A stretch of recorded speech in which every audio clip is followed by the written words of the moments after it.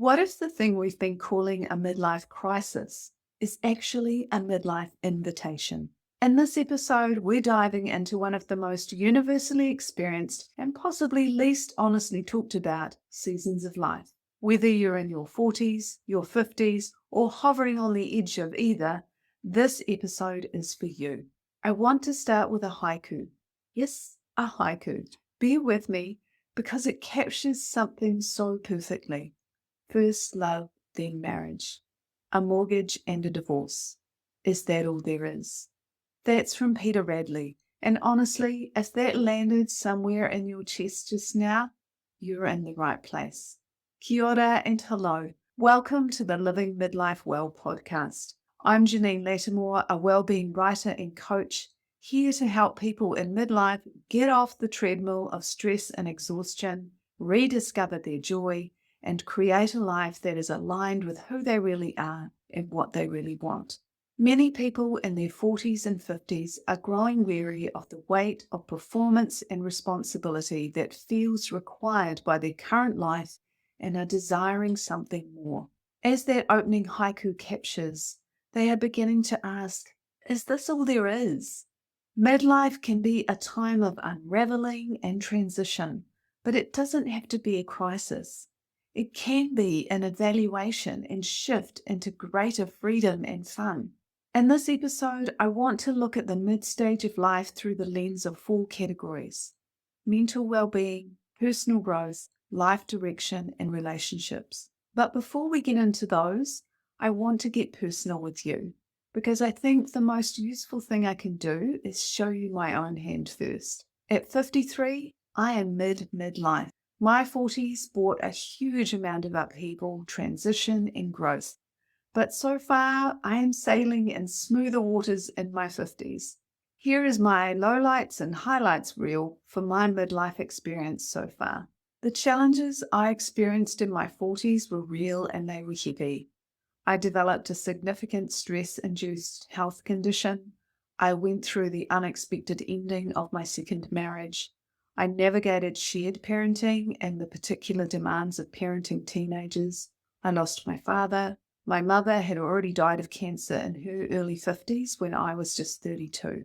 I went back to zero financially and re-entered the workforce after being a stay-at-home mother for 11 years. And through all of that, I rode the emotional roller coaster of dating, loneliness, and relationship heartbreak. But here's the other side of the ledger, the positives. I got to be genuinely explorative with dating and relationships in a way I had never been when I was young. Shared parenting actually gave me more time freedom than I'd had in years. I learned to accept, love, and understand my authentic self. I discovered somatic practice, and I started dancing again regularly. And then I turned 50, and something shifted. I love this quote from Jan Struthers, Mrs. Miniver. Mrs. Miniver suddenly understood why she was enjoying the 40s so much better than she had enjoyed the 30s. It was the difference between August and October, between the heaviness of late summer and the sparkle of early autumn, between the ending of an old phase and the beginning of a fresh one. I loved turning 50. It felt like the beginning of my second innings at life.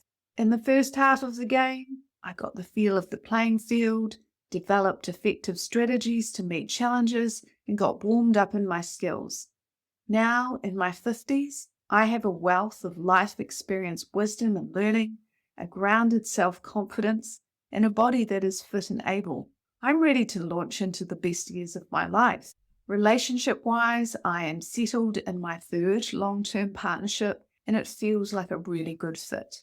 Over the last 10 years, I have done a lot of personal growth work and relationship skill development.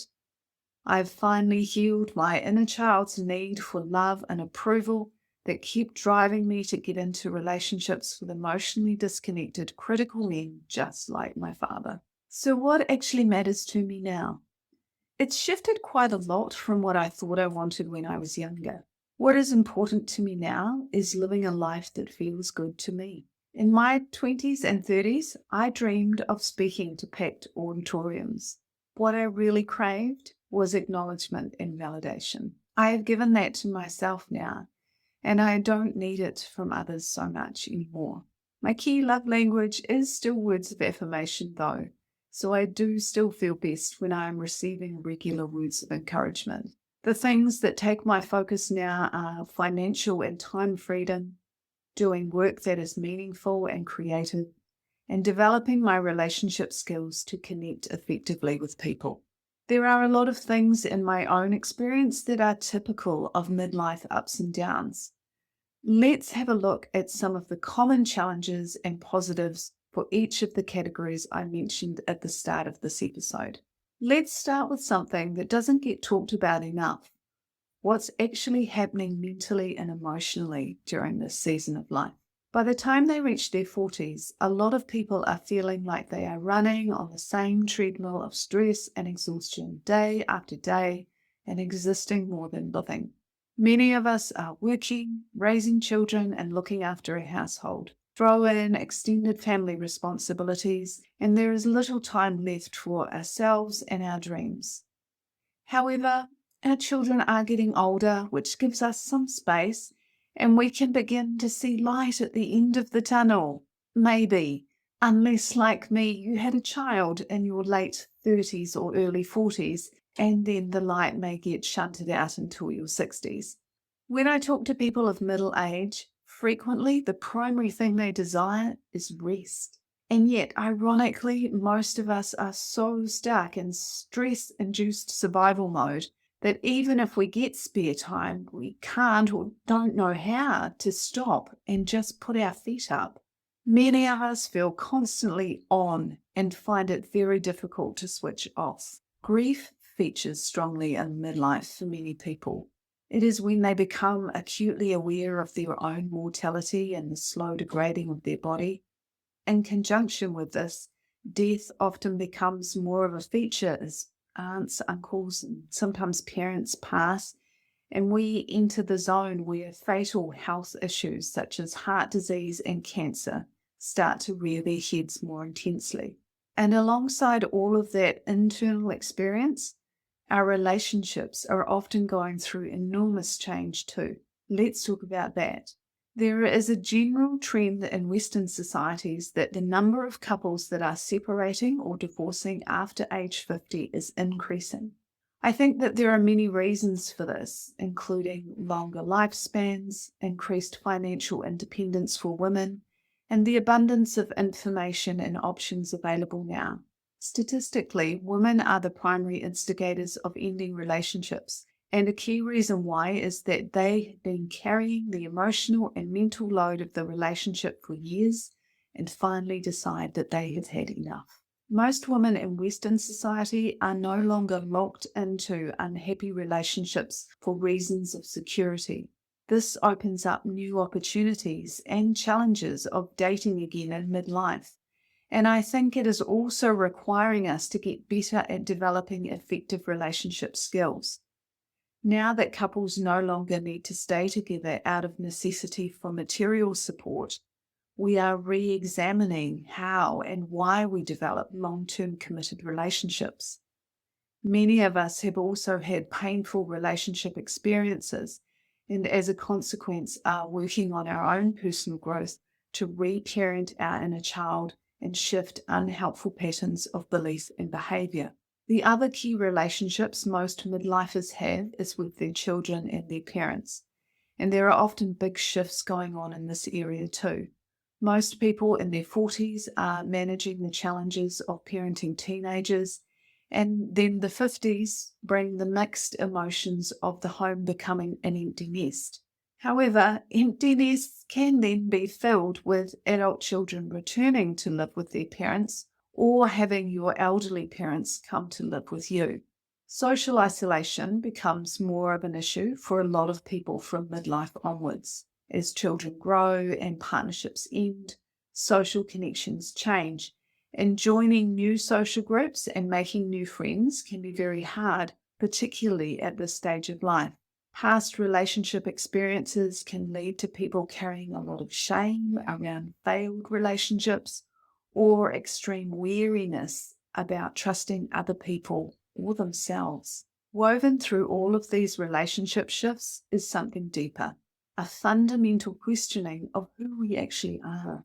And for many people, that is where the real work of midlife begins. On one hand, negativity around aging may stimulate a sense of despair or a drop in self esteem as you reach midlife. However, I think that for many people, middle age is no longer just seen as a transition into old age, but more of a stimulus to review your identity and how you are living your life. For most people, by middle age, life experience has shown you who you are and what you want to be, and you are ready to transition to living that more fully. As their children get older, many women who gave up careers and stayed home as the full-time parent begin to look up from the endless piles of washing and want more than just being a mother and a wife or partner. Meanwhile, the mothers who juggle work and parenting frequently carry the burden of mother guilt, as well as the stress of physically and mentally managing that load. Many men also begin to question the meaning of things in midlife. They've followed society's expectations and done, quote, all the right things. Found a partner, built a career, had children, achieved financial security, but they don't feel happy or fulfilled at the end of that. They have fused their identity with their job title and are now beginning to question if what I do is really who I am. For a lot of people, their 40s and 50s are when they start having spiritual awakenings. This may be a combination of feeling older and hence closer to dying, and the sense that there must be more to life than just sleep, eat, work, repeat.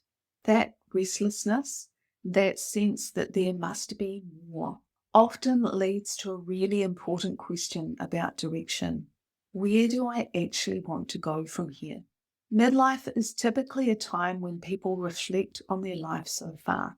You may regret missed opportunities, begin to idealize your past lifestyle, or wonder what your life would be like if you had made a different choice. The career path you embarked on when you were young may no longer feel like a good fit.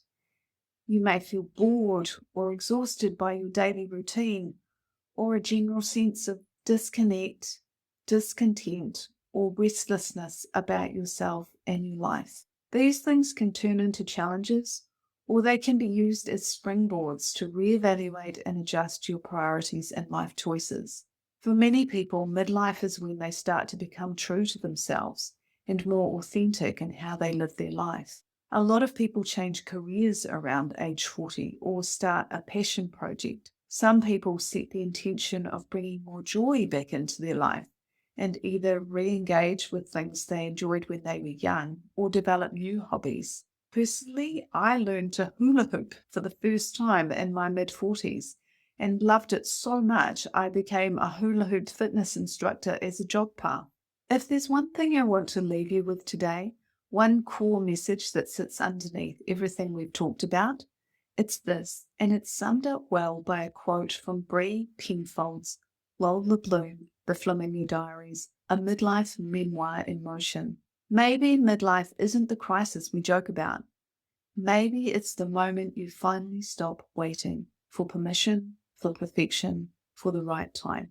If you're waiting for the light at the end of the tunnel and hanging out until you retire to start living the life you want, then life is likely to pass you by and you will never reach the end of the tunnel. Start today. Make the choice. Make the decision.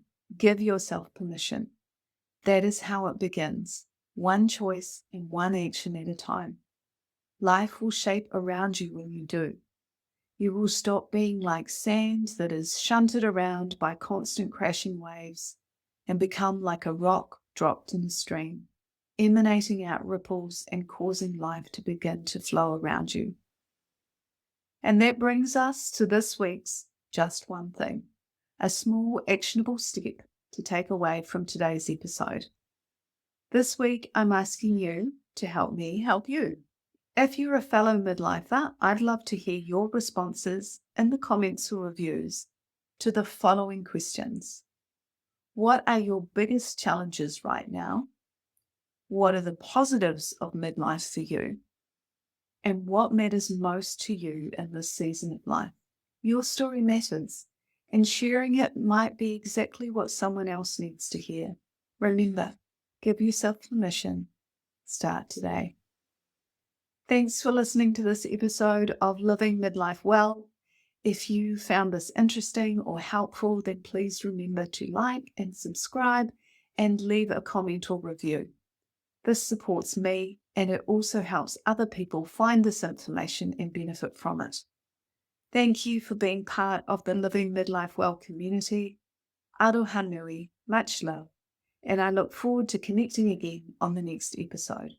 Bye for now.